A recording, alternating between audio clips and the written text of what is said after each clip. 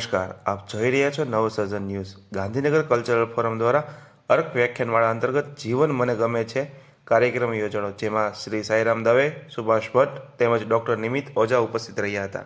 Gandhinagar cultural forum મનોરંજનથી મનોમંથન સુધીની કાર્યક્રમની યાત્રા કરે છે અને 11 વર્ષથી જીવનલક્ષી વિષયોના વિવિધ પાસાઓ પર ગુજરાતના વિદ્વાનોને આ મંચ ઉપર આમંત્રિત અને જીવન માજવા માટેનું એક નિમિત્ત બને.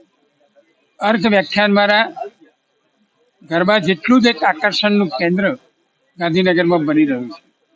આપણે સૌ જોઈએ છીએ કે સાંસ્કૃતિક અને મનોરંજનના કાર્યક્રમમાં તો ટાઉન હોલ છલકાય, પણ આવા એક અભ્યાસુ કાર્યક્રમમાં પણ ટાઉન હોલ છલકાતો જાય છે.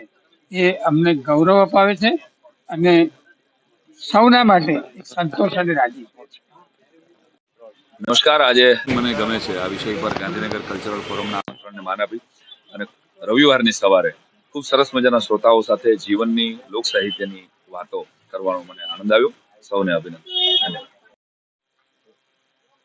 આ અદ્ભુત વ્યાખ્યાનમાળામાં હું પણ મારો દીવો પેટાવી શક્યો એનો મને આનંદ છે. 30 વર્ષથી ઝા સાહેબ અને એમની ટીમ જે કામ કરે છે એ પ્રવૃત્તિને વંદન કરું છું અને ગાંધીનગરમાં આવી અદ્ભુત સાંસ્કૃતિક અને સાહિત્યિક પ્રવૃત્તિ થાય છે એ પ્રવૃત્તિને પણ વંદન અને મારો આનંદ વ્યક્ત કરું છું.